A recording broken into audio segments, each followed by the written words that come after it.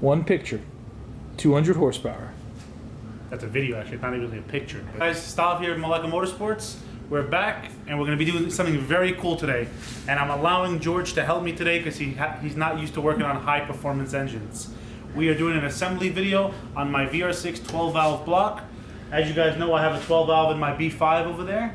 It's running a lot of boost on a stock motor, and it's holding up, but it's time to put the forged motor back together.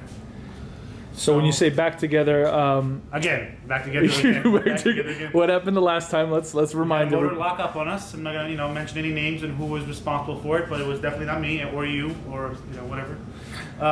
It was probably us. Yeah, it was definitely us. It was probably us. But so what's the plan now, Stav? You're going for a rebuild? Are we just putting the same parts back in? What we're doing is we're gonna be putting a lot of the same parts back in. Obviously, we can't reuse bearings like we have these new King bearings.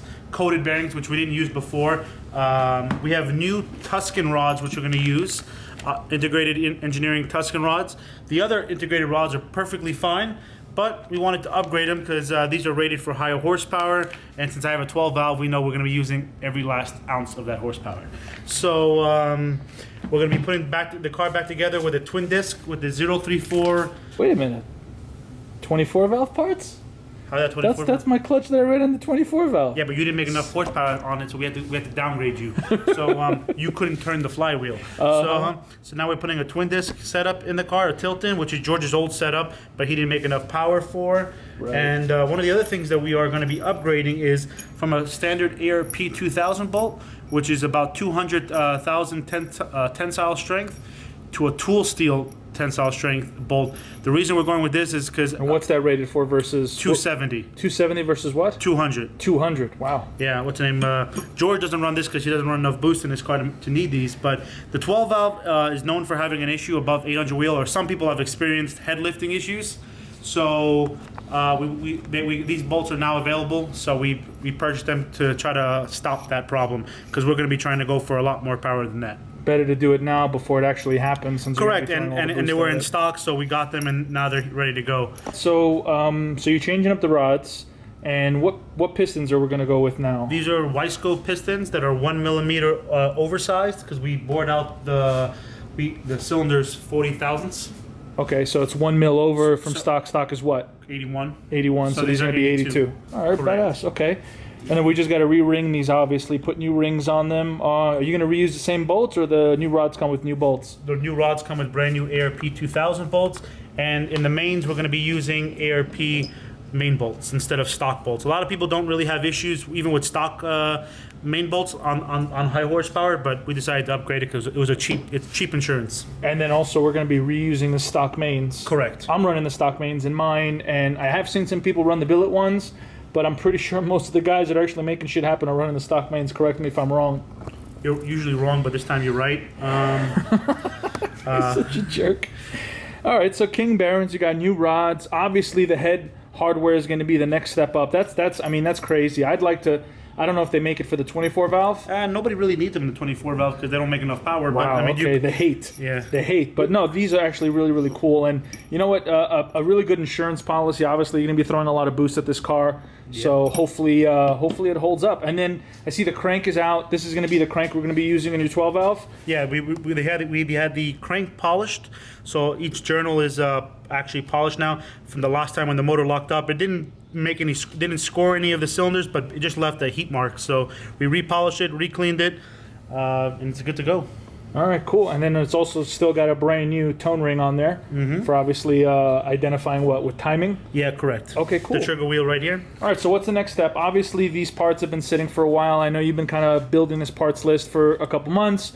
What's the next step now for the block and the head? What are you going to be doing? Is there any machining left that needs to be done or anything like that? No machine needs to be done, but we did leave the motor unwrapped for a little bit. So what we're going to do is going to clean the motor now, clean everything out because we don't want any debris in it.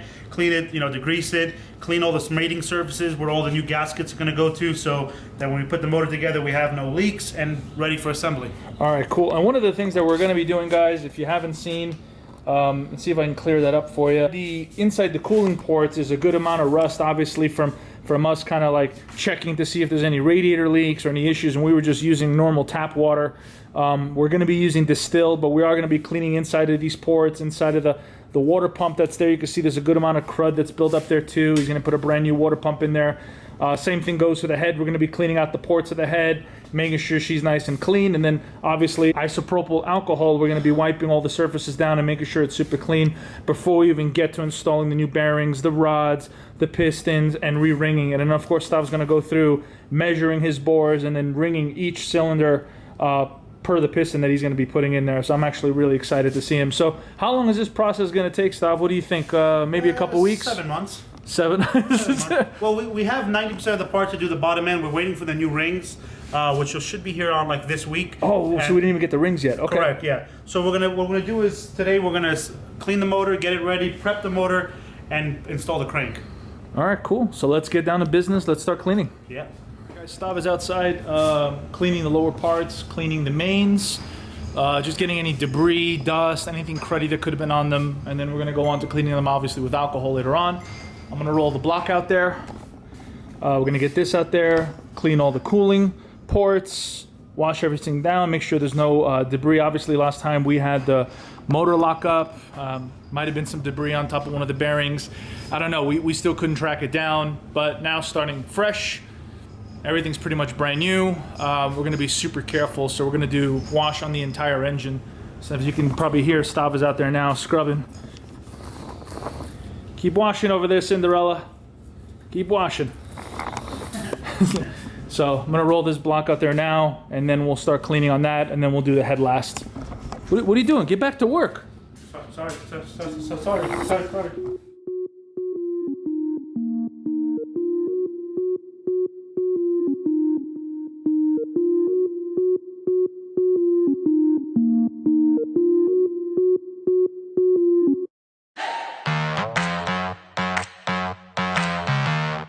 All the parts that have to be washed are washed.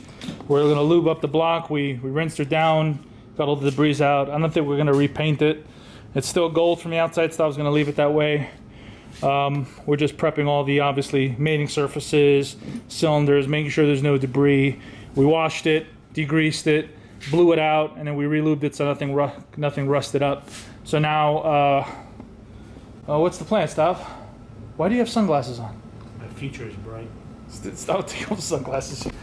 Anyway, so we're gonna go over the bearing surfaces, make sure they're legit. We're gonna take off the old rods from Stavros's pistons and whatnot, his Wiseco pistons, and then we're gonna be installing the Integrated Engineering Tuscan rods. So we pretty much got everything washed up.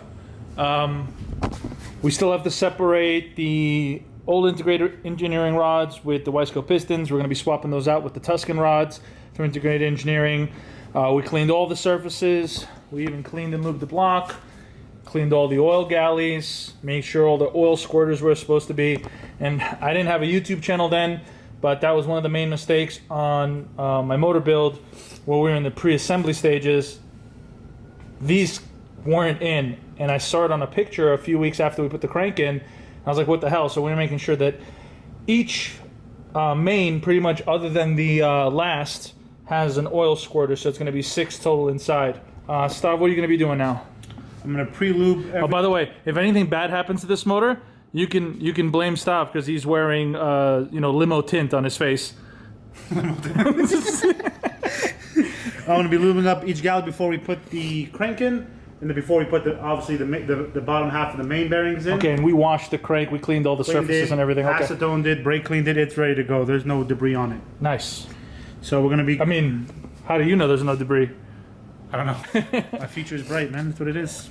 All right, so let's get started and start now. Okay.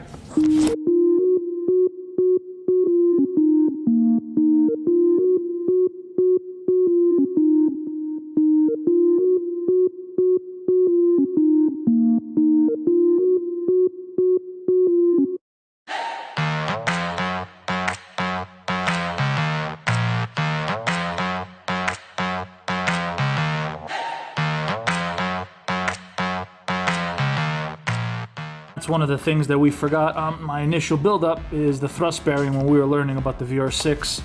So the thrust bearings, the only thing we couldn't find coated, so they're just straight OEM thrust bearings, along with the coated mains.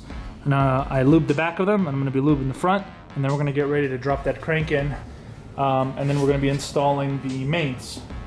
So piece by piece, guys. Stav even has his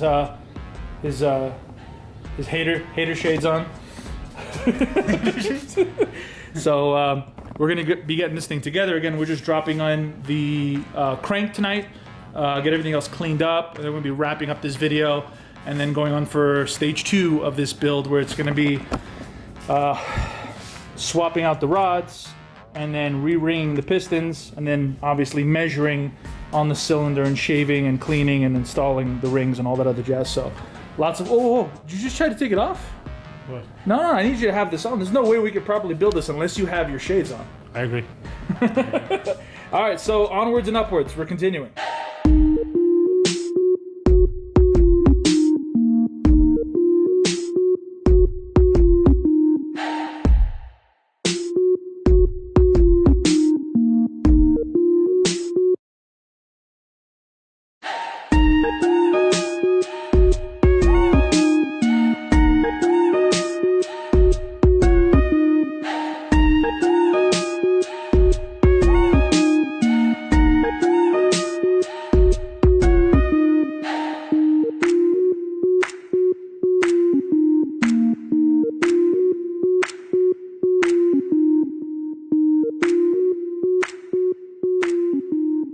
Wasn't really cool.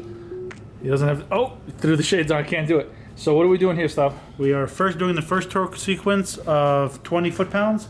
Then we're going to do 40 and then 60, which is the last torque spec. And then we're going to go over and check everything because... Got it. So we got the King's bearings in. Everything's properly lubricated. Put in the studs, put in the washers, and then the nuts. And then now we're looking to torque them down. So which way are you doing it? From the center out? Correct. All right, let's... That's how we do it, where I'm from. In dark shade land? Correct. Okay. Now it's getting pretty dark outside. Do you still need the shades, or? My future is still bright. Okay. So we're pretty much all torqued. We're leaving this overnight, so we just saran wrapped it. Make sure no debris or dust or anything gets inside of it. What's the next step, Stav? What are we doing? Well, first we got to wait for the piston rings to get in, which will come in on Tuesday. Then we have the gaskets, the timing kit, and then we're able to re-ring and put the new rods on. Okay, cool. And then we're able to throw that on. The bottom end will be together. We could slap the head on. And then what we're going to be prepping the surface of the actual of the deck on. You're going to be doing that copper spray? I'm thinking about doing the copper spray. We do have the copper coating right there. It's, where's it at? Oh, there it is. Yeah. I'm going to copper spray the head gasket. Now, what is this for? I didn't do this on mine. Well, this is for fast cars that want to seal the head better. All right, you spray the head gasket down. I mean, sometimes people use these mainly for, like, if they don't actually remachine the head and it's not a completely flat surface. Ours is, but this is just like an added security. So you're going to be spraying the top of the deck on? No, this is the head just gasket. the head gasket itself. Correct. Okay, got it. Okay, cool. And then we got those really cool head bolts that are way stronger. Again, this is the tooled steel. Tool steel. Tooled steel versus the ARP what? 2000, which is 200,000 tensile strength. All right. So we got a good amount of stuff, and then we're going to be putting your new King rod bearings in to match your main rod bearings, which are going to be coated. What you going to do, brother, when I turn it up to 45 PSI and come after you? No, I guess I'm going to have to, I don't know, turn mine up too. I'm really excited for you, Stav. And then the really cool thing too is, on top of everything that you're upgrading, guys, we're also going with, he has a single disc now, spec, which we're going to be going with the Tilton Twin. I'm not exactly sure if we're going to be rolling with the same. The clutch material looks pretty decent. Obviously a connector doesn't, that's not supposed to go there. Added it too. But we may just refresh this, being that we're going to be, putting it back in. The clutch material looks pretty good, but I'd put in new clutch discs and then probably have the friction disc probably cleaned up and resurfaced. We'll probably have them hot tanked and whatnot, but he's going to be rolling with the Tilton Twin. He's going to be stepping up to the light and flywheel versus his 034 Motorsport single disc, which is a little bit thicker and heavier. It's still super light, but this one is very, very light. Throttle was, I mean, when we first went from this, I noticed a huge difference, or at least the tuner at that time said it was really hard to tune just because how light the flywheel and the clutch were. So the drivability is going to be a lot better than my single disc, because my single disc is hard to drive now. yeah, it is. Yeah, it is, especially on the AAA flatbed. I have no idea what that means. All right, guys, we're gonna wrap up this video. That's it for Stav's. What was it stage 1, part 1 of his motor build? Right. And then we're gonna finish again. We'll come back with the next video on Stav's build motor series as we continue to assemble this bad boy together. And then once we get this together, we're just gonna get his car in here, swap out the motor. It should only take us about a day. Correct. I think if we, you know, the only thing that we're taking off from that motor is the fluid damper crank pulley, because I'm reusing that. Yeah. Perfect. You know, we don't have many miles on it, and the oil pump from that motor is going into this one. Got it. Okay, cool. So we're gonna go with that oil pump. Okay, cool. All right. And I think that about wraps it up. Stav, you have any? Don't buy a 24 valve. All right, guys. So this is Malaka Motorsports. I'm George. I'm Stav. Thanks for watching. Again, really excited to kick our YouTube series back on, especially with the built motor stuff. B5s are pretty much exactly where we want them to be. I'm going for more power. Stav's getting his built motor, getting ready to go for more power, and hopefully we can get really competitive. As you guys saw, we posted a quick mock-up video or a photo with the beadlock drag wheels that we had on the RS3, but now we have 4 of them. We're waiting to get the RS3 back. Obviously, the RS3 is off to get built, but who knows? Maybe we'll throw them on the B5s, go drag racing, go have some fun, and maybe break some rear diffs, break some axles. Your car can do that? All right, guys, we had enough. All right, we're going to cut this off right here. Thanks for watching, guys. If you guys haven't already, hit that like, hit that subscribe button. Tell us your thoughts in the comments below. We really like to hear it. Anything we might have missed, you know, let us know. Maybe something you've done differently that might have worked a little bit better than what we're currently doing. We're open to all options, guys, as we're learning. This is a huge learning experience as we continue to do this over and over again. B5 life. All right, guys, take care. We'll see you guys in the next video.